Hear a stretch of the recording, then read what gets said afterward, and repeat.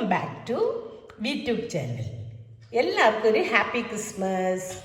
ഇന്ന് ഞാനിതാ happy Christmas, നമ്മുടെ ക്രിസ്മസ് സ്പെഷ്യൽ ഐറ്റം ഒരു പ്ലം കേക്ക്. ഇതാ കണ്ടോ, അടിപൊളിയായിട്ട് വന്നിട്ടുണ്ട് കേട്ടോ. പ്ലം കേക്ക് ഉണ്ടാക്കിയിട്ടുണ്ട്.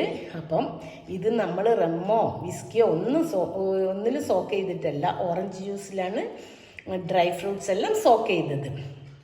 അടിപൊളിയായിട്ടാണ് ഉണ്ടാക്കിയെടുത്തത്. നല്ല സ്മെല്ല്, നല്ല ടേസ്റ്റുമാണ് കേട്ടോ.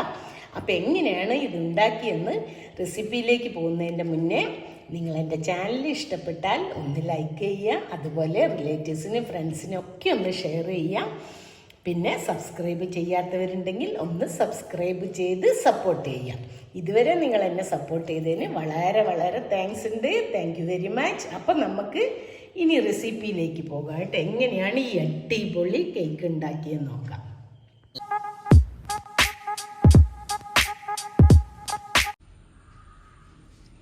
ഇതാ പ്ലം കേക്ക് ഉണ്ടാക്കാൻ വേണ്ടി നമ്മൾ ഡ്രൈ ഫ്രൂട്ട്സ് സോക്കിങ്, അതാണ് ആദ്യത്തെ പരിപാടി കേട്ടോ. അപ്പം അതിന് ഞാൻ ഒരു പിടി സാധാരണ മുന്തിരി, ഒരു പിടി കറുത്ത മുന്തിരി, പിന്നെ ഇത്രയും സാധനങ്ങൾ ഞാൻ ഇവിടെ തന്നെ ഉണ്ടാക്കിയെടുത്തതാട്ടോ. ഇത് ഓറഞ്ചിൻ്റെ തൊലി വിളയിച്ചത്, ഇത് ഓറഞ്ചിൻ്റെ തൊലി മിക്സർ ഗ്രൈൻഡറിലിട്ട് ചെറുങ്ങനെ പൊടിച്ച് വിളയിച്ചത്, ഇതെല്ലാം ടൂട്ടി ഫ്രൂട്ടി, ഇതെല്ലാം ഇവിടെ ഉണ്ടാക്കിയെടുത്താട്ടെ. ഇതിൻ്റെ വീഡിയോസ് എല്ലാം ഞാൻ അപ്ലോഡ് ചെയ്തിട്ടുണ്ട്. ഇതിൻ്റെ തൊട്ട മുന്നത്തെ 2 വീഡിയോസാണത്. അപ്പോൾ ഇതെല്ലാം നമ്മൾ ഒരു ദിവസം മുന്നേ ഓറഞ്ച് ജ്യൂസിൽ സോക്ക് ചെയ്ത് വെക്കണം. അതാണ് ആദ്യത്തെ സ്റ്റെപ്പ്. അപ്പം ഞാൻ ഇതെല്ലാം ഇതിൻ്റെ ഉള്ളിൽ ഒന്ന് സോക്ക് ചെയ്യാനിട്ട് വെക്കട്ടെ കേട്ടോ. എല്ലാ ഡ്രൈ ഫ്രൂട്ട്സും ഞാനിതാ ഓറഞ്ച് ജ്യൂസിൽ സോക്ക് ചെയ്ത് വെച്ചിട്ടുണ്ട്. ഇനി ഇത് നമ്മളിന്ന് ഫ്രിഡ്ജിലെടുത്ത് വെക്കും. ഇതാ നമ്മൾ ഇന്നലെ സോക്ക് ചെയ്യാൻ വെച്ച ഡ്രൈ ഫ്രൂട്ട്സ് ആണ്. ഞാൻ ഫ്രിഡ്ജിൽ നിന്ന് ഒരു 2 മണിക്കൂർ മുന്നേ പുറത്തെടുത്ത് വെച്ചതാട്ടോ. ഇപ്പോൾ ഇത് നല്ല പോലെ ഓറഞ്ച് ജ്യൂസ് എല്ലാം അബ്സർവ് ചെയ്തിട്ടുണ്ട്. ഇനി നമുക്കിതിലേക്ക് ഡ്രൈ ഇൻഗ്രീഡിയൻസ് റെഡിയാക്കണം. പിന്നെ ഒരു കാര്യം, നമ്മൾ ഇതിന് ഉപയോഗിക്കുന്ന സ്പൂണോ സ്പാച്ചിലോ എന്തായാലും അതിലൊന്നും നനവുണ്ടാകാൻ പാടില്ല കേട്ടോ. മിക്സിയുടെ ജാറായാലും ശരി, എന്തായാലും. അപ്പോൾ ഇനി നമുക്ക് ഡ്രൈ ഇൻഗ്രീഡിയൻസ് ഒന്ന് മിക്സ് ചെയ്യാം. ഇത് 1 കപ്പ് മൈദ, 250 ml കപ്പിൽ 1 കപ്പ് മൈദയാണ്. ഇതിൻ്റെ കൂടെ ഇനി നമുക്ക് ഇടേണ്ടത് ഇതാ, ഞാനൊരു 1/2 ടേബിൾ സ്പൂൺ ഗരം മസാല. ഇത് ഇവിടെ തന്നെ പൊടിച്ചതാണ്. എന്തെല്ലാമെന്നറിയോ? ഗ്രാമ്പൂ, പട്ട, ഏലക്കായ്, പിന്നെ നട്ട്മഗ്. ഇതിലേക്ക് ഇതാ 1/8 ടീസ്പൂൺ ഉപ്പ് ആഡ് ചെയ്യുന്നുണ്ട്. പിന്നെ ഇതാ ഒരു 1/4 baking soda, 1 teaspoon baking powder. അപ്പം ഈ എല്ലാ ഡ്രൈ ഇൻഗ്രീഡിയൻസും ഒന്ന് നല്ല പോലെ അരിച്ചെടുക്കണം കേട്ടോ. ഒരു 2-3 പ്രാവശ്യം അരിച്ചെടുക്കണം. അപ്പം ഞാനിത് ഒരു 3 പ്രാവശ്യമായിട്ട് ഒന്ന് അരിച്ചെടുക്കട്ടെ. ഇത് 3ാമത്തെ പ്രാവശ്യമാണ്. അപ്പം ഇനി ഇത് നമുക്ക് മാറ്റി വെക്കാം. ഇനി നമുക്ക് 1/2 കപ്പ് പഞ്ചസാര മിക്സിയുടെ ജാറിൽ പൊടിച്ചെടുക്കണം. ചെറിയ ജാറിൽ പൊടിച്ചെടുത്താൽ മതി കേട്ടോ. നല്ലപോലെ ഒന്ന് പൊടിച്ചെടുക്കുക. പിന്നെ 1/2 കപ്പ് പഞ്ചസാര നമുക്ക് കാരമലൈസും ചെയ്യണം. അപ്പോൾ ആദ്യം ഇത് പൊടിച്ച് വെക്കാം നമുക്ക്. പഞ്ചസാര ഇതാ നല്ലപോലെ പൊടിച്ചെടുത്തിട്ടുണ്ട്, നല്ല പൗഡർ ആയിട്ടുണ്ട് കേട്ടോ. ഇനി ആ സമയത്ത് ഞാനിതാ നമ്മളെ ഫ്രൂട്ട്സ് ഇല്ലേ സോക്ക് ചെയ്യാൻ വെച്ചേ, അതിതാ അരിപ്പയിലിട്ട് വെച്ചിട്ടുണ്ട്. അഥവാ എക്സസ് ജ്യൂസ് ഉണ്ടെങ്കിൽ താഴെ പോട്ടെ വിചാരിച്ചിട്ട് കേട്ടോ.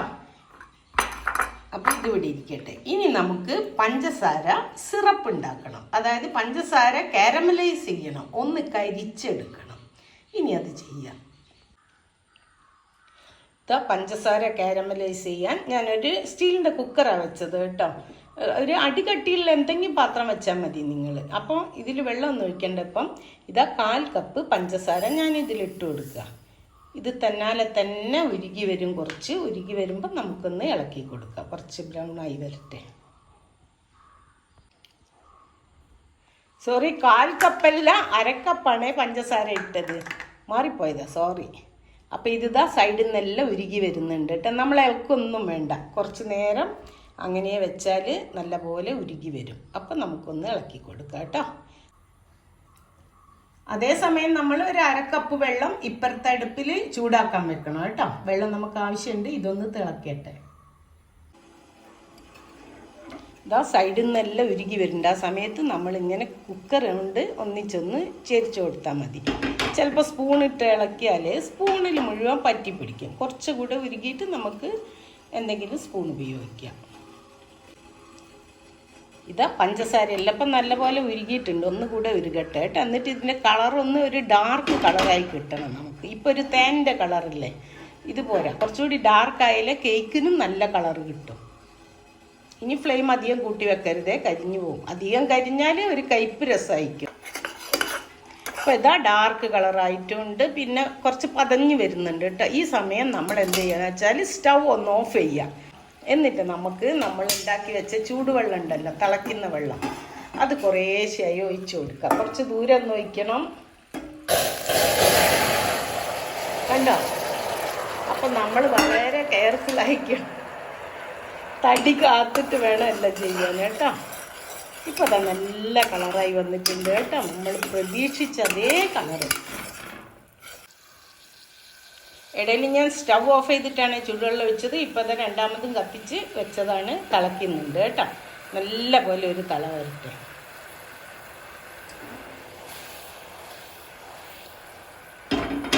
കുറുക്കി പഞ്ചസാര സിറപ്പൊന്നും ആക്കണ്ട കേട്ടോ. ഇത്രയും മതി. നല്ല പോലെ വലിയ വലിയ ഗുണയായിട്ട് തിളയ്ക്കുന്നുണ്ടല്ലോ, ഇത്രയും മതി. നമുക്ക് ഈ സമയത്ത് സ്റ്റൗ ഓഫ് ചെയ്യാം. ഇതിവിടുന്ന് തണുക്കട്ടെ. തണുത്തിട്ട് മാത്രമേ നമുക്കിത് മാവിൻ്റെ പൊടീൻ്റെ കൂടെയൊക്കെ ഉപയോഗിക്കാൻ പറ്റൂ. ഇത് 2 മുട്ടയും ഞാൻ പൊട്ടിച്ച് ഒഴിച്ചിട്ടുണ്ട്. അതിലേക്ക് ഇതാ 1 ടീസ്പൂൺ വാനില എസൻസാണ് ഒഴിക്കുന്നത് കേട്ടോ. ആ മുട്ടയുടെ ഒരു മണമൊന്നും വരാണ്ടിരിക്കാൻ വേണ്ടിയിട്ടാണ്. കേക്കിന് നല്ലൊരു സ്മെല്ലുണ്ടാവും. ഇനി ഇതെല്ലാം കൂടി ഒന്ന് നല്ലപോലെ അടിച്ചെടുക്കട്ടെ. ഇതാ മുട്ട ഇപ്പം ഞാൻ നല്ലപോലെ അടിച്ചിട്ടുണ്ട് കേട്ടോ, അടിച്ചെടുത്തിട്ടുണ്ട്. ഇനി നമുക്കിതിലേക്ക് ആഡ് ചെയ്യേണ്ടത് ഒരു 1/2 കപ്പ് ഓയിൽ, സൺഫ്ലവർ ഓയിലാണ് ഞാൻ ചേർക്കുന്നത്. ഇതാ സൺഫ്ലവർ ഓയിൽ ഒഴിച്ച് നല്ലപോലെ അടിച്ചെടുത്തിട്ടുണ്ട്. ഇനി നമുക്ക് പൊടിച്ച് വെച്ച പഞ്ചസാര ഉണ്ടല്ലോ, അത് കുറേശ്ശെ ഇതിലേക്ക് ആഡ് ചെയ്ത് അടിച്ചെടുക്കണം കേട്ടോ. അപ്പം ഞാനിതാ ഈ പഞ്ചസാര മുഴുവൻ ഇതിലും ഇട്ടിട്ട് ഒന്ന് അടിച്ചെടുക്കട്ടെ കേട്ടോ. കുറേശ്ശെ കുറേശ്ശെ ആഡ് ചെയ്തിട്ട് അടിക്കാവൂ കേട്ടോ.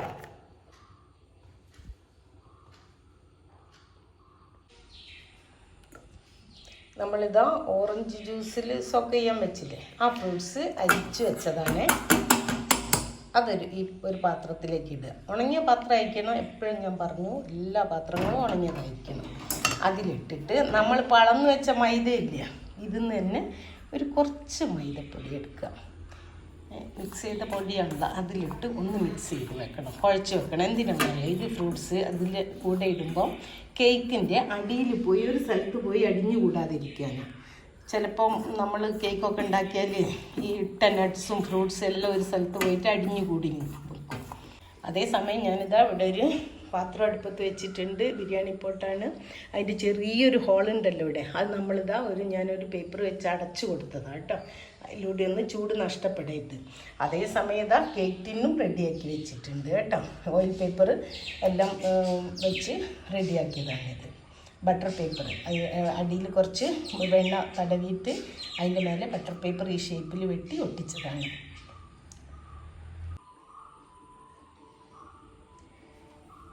ഇതാ കുറച്ച് നട്ട്സ്, അണ്ടിപ്പരിപ്പ്, ബദാം, പിസ്ത, ഇത് 3 ഞാൻ ചെറുതായി അരിഞ്ഞു വെച്ചതാണ്. ഇതും കൂടെ ഇതിൻ്റെ കൂടെ ആഡ് ചെയ്യുന്നുണ്ട്. ഇപ്പോൾ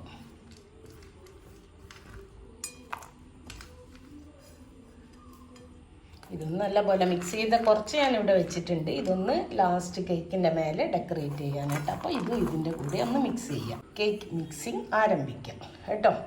ഇതാ നമ്മൾ എടുത്ത് വെച്ച പൊടി ഉണ്ടല്ലോ, കുറേശ്ശെ കുറേശ്ശെ നമ്മൾ അടിച്ച് വെച്ച മുട്ട ഓയിലെല്ലാം ഉണ്ട്, അതിലിട്ടിട്ട് കുറേശ്ശെ കുറേശ്ശെ ഇട്ടിട്ട് ആഡ് ചെയ്യാം. ഞാനൊരു വിസ്ക് കൊണ്ടാണ് ഒരു 2-3 പ്രാവശ്യമായിട്ട് ചേർത്താൽ മതി പൊടി. ആദ്യം ഇട്ടത് അതിൻ്റെ കൂടെ മിക്സായിട്ട് അടുത്ത ട്രിപ്പ് ഇടുക, അങ്ങനെ. അപ്പം ഞാനിതങ്ങനെ എല്ലാം ഒന്ന് മിക്സ് ചെയ്തെടുത്തിട്ട് കാണിച്ചു തരാം. നമ്മൾ ഈ സോക്ക് ചെയ്ത് വെച്ച ഓറഞ്ച് ജ്യൂസിൻ്റെ ബാക്കിയില്ല, അത് ഇതിൽ ആഡ് ചെയ്ത് കൊടുക്കുക കേട്ടോ. അതുപോലെ ഇനി നമ്മുടെ നട്ട്സ് എല്ലാം ആഡ് ചെയ്യുക.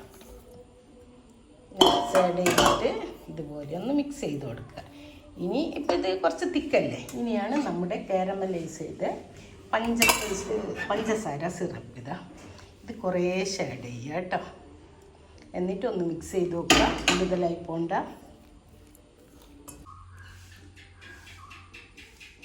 അപ്പോൾ ഇതാ മുഴുവൻ ആഡ് ചെയ്തു. ഇനി ഞാൻ നല്ല പോലെ ഒന്ന് മിക്സ് ചെയ്തെടുക്കട്ടെ. അപ്പോൾ ഇത് നല്ലപോലെ മിക്സ് ചെയ്ത് വെച്ചിട്ടുണ്ട് കേട്ടോ. ഞാൻ എല്ലാം ഒന്ന് തമ്മിൽ ചേർത്തിട്ടുണ്ട്. അപ്പം എല്ലാം മിക്സ് ചെയ്ത് കഴിഞ്ഞു. ഞാനിതാ ഇപ്പോൾ വേറെ സ്പാച്ചിൽ എടുത്തിട്ടുണ്ട് കേട്ടോ, കാണിച്ചു തരാം ഇതിൻ്റെ കൺസിസ്റ്റൻസി. നമ്മൾ ഇങ്ങനെ ഒഴിക്കാൽ ഇങ്ങനെ ഒഴുകി വരണം. ഇതാണ് കൺസിസ്റ്റൻസി. ഇനി നമുക്ക് റെഡിയാക്കി വെച്ച നമ്മുടെ കേക്ക് ടിന്നിലേക്ക് ഒഴിച്ചു കൊടുക്കാം അത് കേട്ടോ.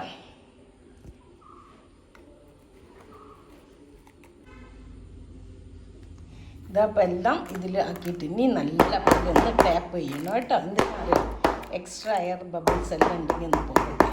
ഒരുപാട് ടാപ്പ് ചെയ്യാൻ വേണ്ട, ഇത്രയും മതി. ഇനി ഞാനിതാ നട്ട്സ് എല്ലാം വെച്ച് ഒന്ന് ഡെക്കറേറ്റ് ചെയ്യട്ടെ കേട്ടോ.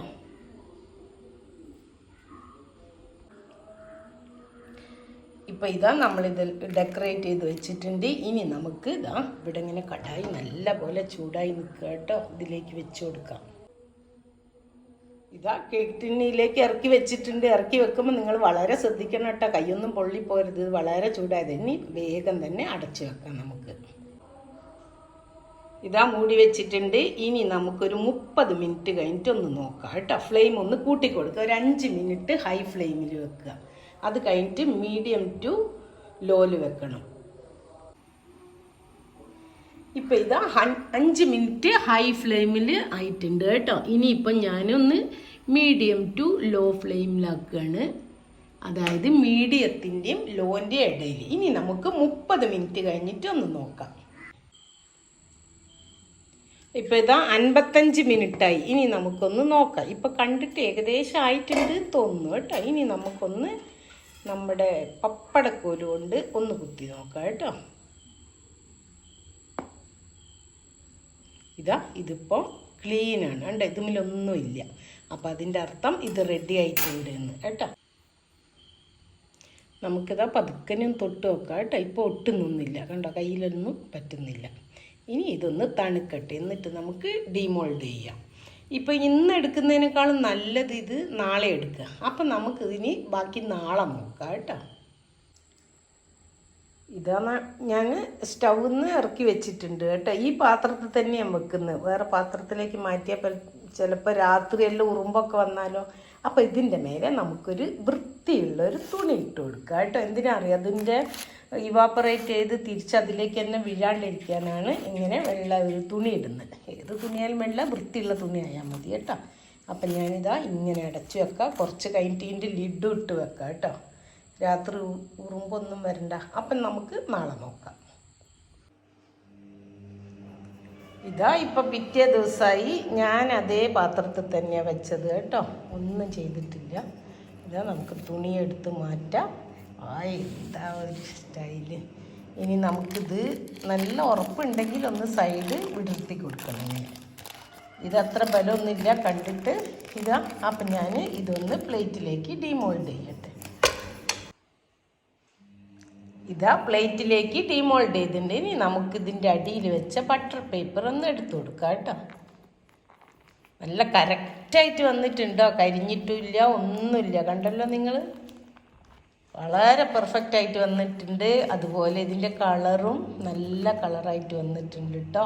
അത് നമ്മൾ കാരമലൈസ് ചെയ്യുന്നതിനനുസരിച്ചാണ് കളർ കിട്ടുന്നത്. സൈഡിലുള്ള ബട്ടർ പേപ്പർ കൂടി എടുത്തു കൊടുക്കാം. നമുക്ക് പ്ലേറ്റ് ഒന്ന് മാറ്റി നോക്കാം കേട്ടോ. എന്നിട്ട് നല്ല അടിപൊളിയായിട്ട് വന്നിട്ടില്ലേ, കണ്ടോ? നല്ലൊരു ടെക്സ്ചറല്ലേ, കണ്ടോ? സോഫ്റ്റാണ് കേട്ടോ. നമുക്കിനി ഒരു സൈഡ് ഒന്ന് മുറിച്ച് നോക്കാം. കത്തി വെച്ചിട്ട് ഒരു സൈഡ് ഒന്ന് മുറിച്ചെടുക്കാം കേട്ടോ. നമ്മളിപ്പോൾ കടയിൽ നിന്നൊക്കെ വാങ്ങുന്ന അതേ ഒരു ടെക്സ്ചറാണ് ഇതിന്. കണ്ടോ? കണ്ടോ, ഇത്രയും നല്ല സോഫ്റ്റാണ് കേട്ടോ. അപ്പോൾ എല്ലാവരും ഒന്ന് ട്രൈ ചെയ്ത് നോക്കണം. Okay, thank you for watching and thank you for your support also. ഇനിയൊരു പുതിയ വീഡിയോ ആയിട്ട് വരുന്നവരേക്കും ബൈ.